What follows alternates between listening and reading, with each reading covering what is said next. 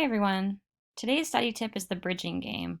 So for each chapter, write new terms on a small piece of paper. So for example, membrane, enzyme, protein. Then put all the slips in a box, mix them up, and draw out any two of them at random. Then try to build a bridge of ideas between these two terms. This should help you connect ideas and think more holistically about physiology. Today we're talking about the second part of endocrinology, so the endocrine system. And last time we focused on types of hormones and receptor actions, and now we're going to talk about specific hormone production and targets. So we're going to think about where the hormone's produced, what the hormone's target tissue is, and then the action, so what it does when it gets to the target. And I want to point out here in this picture what's important is that our endocrine glands are going to secrete hormones. They're going to travel in the bloodstream to distant tissues. They're only going to bind and have action on tissues that have receptors for them. Okay, so this hormone here is purple one. There's no receptors for that hormone on this cell, so it's not a target cell. This one does have receptors, and therefore it is a target cell. So this hormone cannot have action then here on this cell because there's no receptors for it.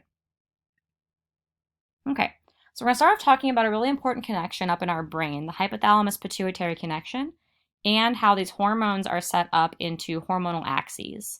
And so what this means then is that for all of these systems we're going to talk about, at least these ones today, we have another half later on, these ones, we have neurons in the hypothalamus being this part of the brain at the base of the brain here, that are secreting hormones, that stimulate the pituitary gland to secrete hormones, that then tell a third organ to secrete a hormone. So we have connections from the hypothalamus, pituitary, and then a third gland in the body. Okay. Let's start with the posterior pituitary. So if we look back at this picture here, you see two parts of this pituitary gland that hangs below the brain. There's a posterior pituitary that makes some hormones, and an anterior pituitary that makes a bunch more hormones. Okay, so anterior because it's in front of the brain, the posterior because it's towards the back. So starting at the posterior, there's two hormones produced there, but they're actually produced by the hypothalamus, and then they're stored and released from the posterior pituitary. Okay, these two hormones are antidiuretic hormone, or ADH, and what this hormone does is it stimulates the kidney cells to reabsorb water. So antidiuretic, anti means against, and diuresis means urine. So it's the antidiuretic or anti-urine production hormone. So it tells kidney cells to reabsorb water, bring water back into the body instead of peeing it out. Overall, it decreases the amount of water in urine. It also has an effect on blood pressure, okay? So one, through retaining water from the kidneys, and two, because it's also called vasopressin. So vasopressin is another name for ADH, and that causes vasoconstriction. And vasoconstriction and water reabsorption increase blood pressure. So we'll talk about this hormone later on when we talk about blood pressure management, but it's a really important hormone in that process. The other hormone that comes from the posterior pituitary is oxytocin. And oxytocin stimulates contraction of the myometrium of the uterus. After birth, it stimulates milk letdown from the breasts. And it has this behavioral component as a role in pair bonding or affiliation. So you might have heard about oxytocin being the love hormone. And we have a lot of information on animals. We don't have a whole lot of information on humans, but we know that it seems to promote pair bonding between partners, pair bonding between mom and baby, and pair bonding, and also just general affiliation. So feelings of kinship or friendship with other people. Okay, so here's a picture of how the hypothalamus controls that posterior pituitary. Again, there's two nuclei here in the hypothalamus, so two groups of neurons that produce ADH and oxytocin. Okay, so the paraventricular nucleus in the hypothalamus and the supraoptic nucleus here, both are going to secrete and produce ADH and oxytocin. So these neurons, the axons of these neurons, run down this stalk here. The stalk of the pituitary is called the infundibulum. And those axons run all the way into the posterior pituitary. And then they release their hormones, ADH and oxytocin, into this blood supply that go to the rest of the body. So it's the neurons that are secreting the hormone. Okay. The anterior pituitary secretes a whole bunch more hormones. So there's 7 hormones that are made here, more if you consider endorphins different kinds of hormones. And so we'll talk about each of these systems, okay? But in summary, the anterior pituitary is making TSH, ACTH, FSH, and LH, GH or growth hormone, prolactin, and endorphins as well. And you'll note the difference here is that it's not the neurons that are creating these hormones. The neurons create hormones that tell the pituitary to make these hormones. So it's a 2-part system here in the anterior pituitary instead of neurons going directly down like it is in the posterior. Okay? So each of these hormones has a releasing hormone from the hypothalamus. So there's a hormone released in the hypothalamus that tells a certain cell in the pituitary to release a hormone, and then we move on to that third target tissue. Okay, so we're going to start off here talking about growth hormone. Growth hormone is also sometimes called somatotropin. It promotes amino acids going into cells for protein synthesis. And it stimulates the liver to produce hormones called somatomedins that control bone, soft tissue, and muscle growth. And an over or underproduction of growth hormone has been associated with certain conditions like gigantism, acromegaly, and dwarfism, with very particular effects on body structures and stature in these people that have either very high or very low growth hormone. The second one is TSH, so it's otherwise called thyrotropin, that comes from the anterior pituitary, and it stimulates the thyroid to produce and release T4, called thyroxine, and T3. Okay. The third one is called adrenocorticotropic hormone, or ACTH. This stimulates the adrenal cortex to release glucocorticoids like cortisol. And follicle stimulating hormone and luteinizing hormone are 2 hormones released from the anterior pituitary that control reproduction. And so FSH signals the ovaries for growth of ovarian follicles before ovulation and signals the testes for production of sperm. LH, or luteinizing hormone, controls ovulation and formation of the corpus luteum, which is the after ovulation, there's a structure that can help maintain pregnancy if that occurs. And luteinizing hormone stimulates the testes to produce testosterone. Okay, so reproductive roles of FSH and LH. And we'll talk about these in a lot more detail when we get to the reproduction chapters towards the end of this class. And prolactin, in women or people with mammary glands, causes mammary glands to produce milk. And in men, it supports regulation of kidney for water and electrolyte balance. Okay, so again, a summary of the anterior pituitary and the target organs. TSH goes to the thyroid. ACTH targets the adrenal cortex. The gonadotropins, FSH and LH, target the ovaries and testes. Growth hormone targets adipose tissue, muscle, and bone, and prolactin mostly targets the mammary glands. Now, the hypothalamus, we said, is one that's controlling release of all these hormones. It's sometimes called the master gland. And remember that ADH and oxytocin are produced in neuron cell bodies of the hypothalamus. And control of anterior pituitary is controlled by hypothalamic hormones. So there's releasing and inhibiting hormones in the hypothalamus that are controlling all those anterior pituitary hormones. Okay. So again, showing you this, how this is controlled here. Here is the neuron cell bodies. The axons go down this pituitary stalk, or the infundibulum, to a teeny tiny little blood supply here. This blood supply then will take the releasing and inhibiting hormones to the anterior pituitary, and then that will control release of those trophic hormones. Okay, so in these systems, negative feedback is really important. And so when I say these are regulated in axial systems, is what I mean. So here's the hypothalamus releasing TRH, thyrotropin releasing hormone. That TRH tells the anterior pituitary to make TSH, thyroid stimulating hormone. That thyroid stimulating hormone tells the thyroid to make thyroxine and tells the thyroid to grow. Okay, remember thyroxine is T4, or thyroid hormone. So then, when your body makes enough thyroxine, that thyroxine then is going to negatively feed back to earlier parts of the axis. So it's going to inhibit the anterior pituitary and inhibit the hypothalamus so that you release less TRH and TSH. So this negative feedback exists in all those axial systems and is really important in controlling the level of, in this case, thyroxine in your body. Okay. So you mentioned the adrenal gland because the adrenal gland is making glucocorticoids in response to ACTH. And so I want to show you a little bit about the anatomy of the adrenal gland to remind you of this. Okay, so remember your adrenal glands sit on top of the kidneys like a little hat. They're kind of this little triangle shape. And there's 3 major zones to worry about, as well as this connective tissue layer on top. Okay.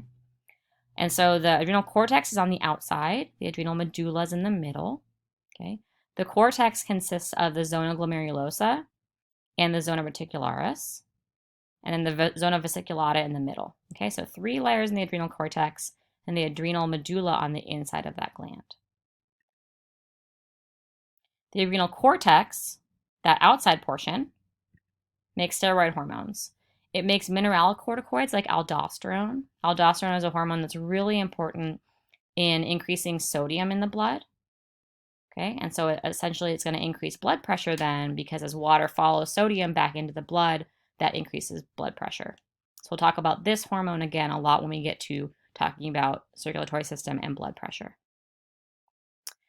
The cortex also makes glucocorticoids like cortisol, which is involved in the stress response. It's also involved in gluconeogenesis, so producing glucose, and anti-inflammation. The adrenal cortex also makes androgens and estrogens, okay? And so we'll talk about this a little bit more, but in males, the majority of androgens come from the testes, the majority of estrogens come from the ovaries, but the adrenal cortex does make androgens and estrogens in both males and females. The adrenal medulla, the middle part of the adrenal gland, makes catecholamine hormones. So these are going to be epinephrine and norepinephrine. And you probably know about some of these already because you know about the effects of our sympathetic nervous system and parasympathetic nervous system on things like cardiac output and heart rate, right? So these are going to be hormones that control some of these processes, essentially thinking about that fight or flight response. Okay, so again, a little picture to remind you of what's coming from where. Here's that medulla making catecholamines. It also does make some peptide hormones. Somatostatin and substance P are 2 of those. Substance P is relates to pain. And then the cortex showing that it's producing aldosterone and cortisol, and then again, some of the estrogens and testosterone. Okay, let's talk a little bit more about the role of thyroid hormones. So thyroxine is T4, triiodothyronine is T3. The production of these comes from the thyroid, and the thyroid is stimulated by TSH from the anterior pituitary. Okay, so here's the thyroid gland. It sits at the base of your throat, kind of wrapping around the trachea here. And importantly, production of these hormones are made from iodine and tyrosine. So iodine in your diet is necessary to be able to make thyroid hormones. What do thyroid hormones do? Well, they increase resting metabolic rate, things like heat production, heart rate, and growth. And remember, there's going to be negative feedback, so they turn off when TSH levels are high. Okay. So here's what it looks like, T4 versus T3. There's these 2 ring structures on each one. Oops. And I want to say about this too is that we sometimes see external examples of problems with the thyroid when we see a goiter. So a goiter is going to be a growth at the base of the neck, which is essentially an enlargement of the thyroid. And this can actually happen when you have a hyperfunctional thyroid gland because you have overactive thyroid, or in some cases underactive thyroid too can produce the same symptom. Okay, so without using your book, I want you to predict the symptoms of a patient who has hypo and hyperthyroidism. So I want you to think about how we might detect these diseases and what the treatment for them might be.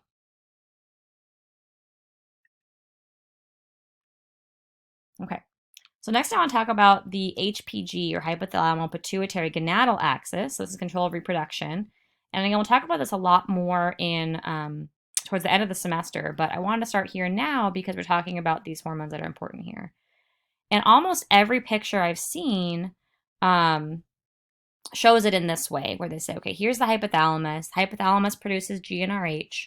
The GnRH tells the pituitary gland to release LSH and FSH. And those hormones stimulate the testes and ovaries to make testosterone and estrogen and progesterone. Okay. But it always shows the testes producing testosterone and the ovaries producing estrogen and progesterone, which is just not the case. Both tissues produce all these hormones. Okay. So I'm going to start off there too. The ovaries, in the follicular cells of the ovaries, produce the majority of estrogens, but testosterone and progesterone are also produced, okay? And testosterone in people with ovaries does things like promote bone and breast health and sex drive, okay? Estrogens produce what we think of as female typical characteristics. In the testes, the interstitial cells of the testes are producing testosterone. Estrogens are also produced and do things like help mature sperm and maintain bone density. And progesterone is produced as well. And testosterone is responsible for what we think of as a lot of these male typical characteristics. But I want to point out here that it's not so simple, right? We don't have a simple binary of male and female characteristics. Even things like testosterone, if you take an example of salivary testosterone, we see that on average, men tend to have a higher salivary testosterone than women do. But there's a couple problems with this, right? One is that there's a lot of overlap. So there's just natural variation in human production of testosterone in males and females. And so you can't tell whether someone is a male or a female based on testosterone level alone. Also, lots of work on this conflates sex and gender, and sex and gender are not the same thing. Typically, we talk about sex as being chromosomal, okay? XX being female, XY being male, but that's not the whole story, okay? And so I'm going to post this article for you on Canvas, and here's a link to it as well. It's this really great article called Sex Redefined that talks about this wider spectrum of sexes than just male and female. And it also mentions some of these gender issues where commonly people will talk about gender when they really mean sex. And then gender is going to be a lot broader, a lot more variation possible, and personally defined, right? And so I think one reason why people make this distinction or don't make this distinction when they should is that they think, okay, testosterone is for men and estrogen is for women. But when you look at the steroidosynthesis pathway, it actually makes a lot of sense here, okay, right? So here's testosterone, and you actually need testosterone to make estradiol, okay? So this means that all people are going to make both testosterone and estradiol in their gonads. And what really differs then is usually the amount of this enzyme here, aromatase, that converts testosterone to estradiol. So on average, females are going to have a higher level of aromatase activity, therefore more estradiol, but not always. Right? And there's a lot of variation in humans, and the variation in sex has really nothing to do with gender. So that's a whole different subject. Okay. So those are some of our axial systems, and I said we'll get into reproductive hormones a lot more towards the end of the class. Now I want to talk about some hormones that are not organized in that way. So we're no longer talking about ones that go hypothalamus, pituitary, third organ. We're talking about some hormones that regulate homeostasis. Okay. One of them is calcitonin. Calcitonin is produced by the C cells of the thyroid gland, and its job is involved in blood calcium homeostasis. So it functions to decrease blood calcium levels.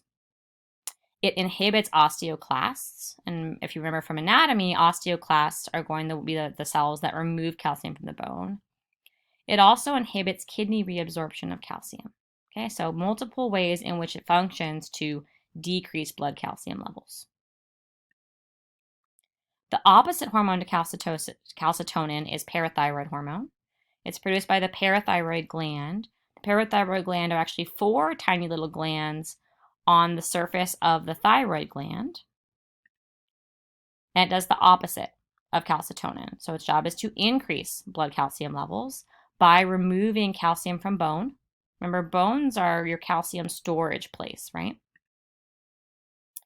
And stimulating osteoclasts causes your blood calcium levels to increase. So we can think about this calcium balance as a balance between parathyroid hormone and calcitonin. And if you have, homeostatic levels of blood calcium, you won't see changes in PTH. Whereas if you have an imbalance, that will stimulate the thyroid gland to either decrease or increase parathyroid hormone production in order to rebalance that calcium. Okay. In the pancreas, we have another system like this that controls homeostasis, and these are going to be the hormones insulin and glucagon that control blood sugar. Glucagon is made by alpha cells of the islets, takes glucose out of storage, and so it acts to increase blood glucose levels when they're too low. Insulin is made by the beta cells of the islets, and it stimulates glucose transporters to take up glucose into storage places and acts to decrease blood glucose levels. Okay, so insulin, in addition to stimulating glycogenesis, also stimulates storage of triglycerides and protein synthesis as well. Okay, so another view of the pancreas and associated pancreatic islets. Okay, you can see the pancreas here in that first fold of the duodenum. And if you remember from anatomy, you actually see the pancreas itself isn't a very exciting looking organ, right? From the outside, it looks just like another piece of tissue, but this mix of alpha and beta cells that are producing insulin glucagon are critically important for maintaining blood glucose levels. And remember that their pancreas is also exocrine, right? So your pancreas is also going to be secreting digestive enzymes into your small intestine. Okay. And so again, to manage blood glucose levels and have homeostasis there, we have this dynamic response of glucagon to raise blood glucose levels and insulin to store glucose when we have excess blood glucose levels. Okay. So we know that some of the problems associated with insulin is going to be diabetes mellitus. And there's two types that you might have heard about. So type 1, in type 1 diabetes, it's actually an autoimmune destruction of the beta cells. So it's called insulin-dependent diabetes because your body can no longer make insulin. This typically appears in children, and then it has to be managed throughout a person's life because they can't make insulin in response to glucose levels, which means they have a problem storing glucose. In type 2 diabetes, this is more common than type 1 diabetes, and it's not a problem with insulin production, it's a problem with insulin receptors. So the insulin receptors are no longer sensitive to insulin.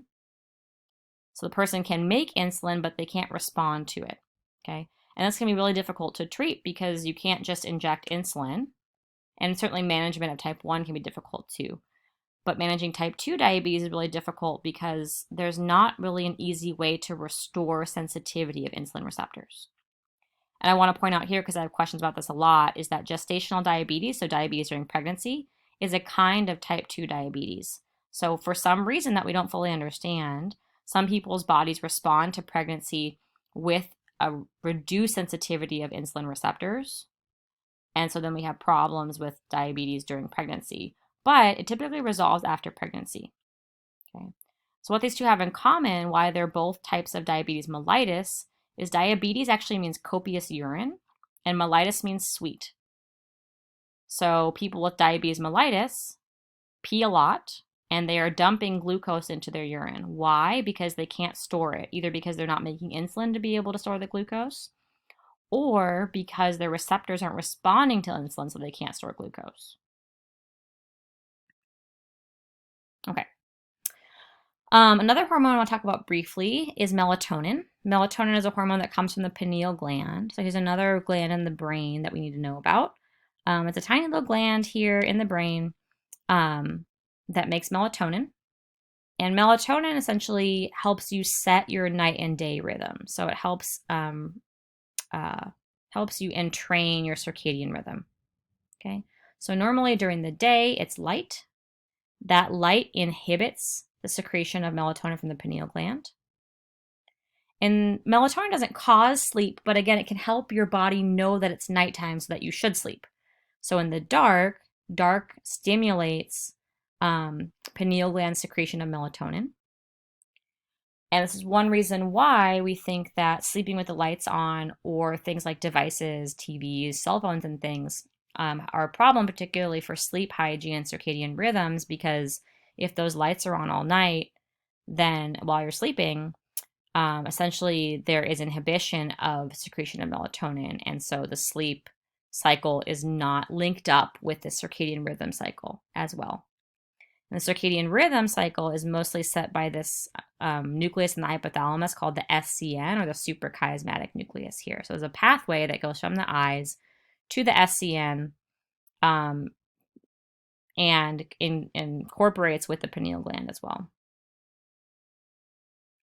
This is showing you that melatonin is made from serotonin and made from tryptophan as an amino acid. Okay. Another important gland secreting hormones called the thymus. The thymus produces thymopoietin. And thymopoietin is important because it encourages stem cells of bone marrow to become T cells. So you can see, probably you know, that T cells are a really important component of the immune system. And so the thymus is has an important role in maintaining and activating the immune system. Okay, so something you can use to practice is this little thought process here. So let's think about 8 a.m. this morning. Martin and his friend Andrea went to breakfast. Martin had a cup of coffee, and Andrea had yogurt, pancakes, fresh fruit, and hot tea. So of the hormones discussed today, which ones will be increased or decreased by Martin's breakfast choice? And then please include why. So think about why, how this meal affects his body, and why it would do that. And then I want you to repeat that for Andrea's body after breakfast. So take a minute here and pause, try out that problem, and then come back when you're ready to think about it some. Okay. So we think about Martin, who had a cup of coffee in the morning. We can think about how that coffee affects ADH. Okay. So it's going to actually increase ADH. Okay. Decrease TSH and increase ACTH.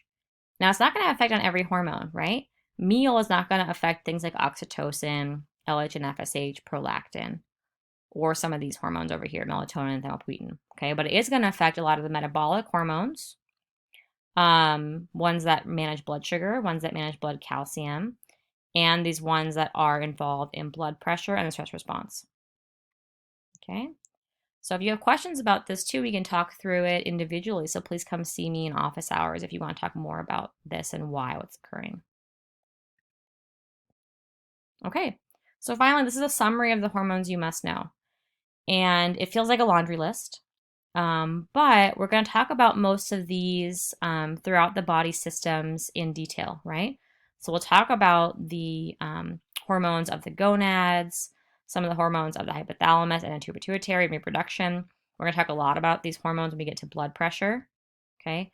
So you might be good to start memorizing or thinking about these things now, also knowing that we're going to learn more about them functionally in the future.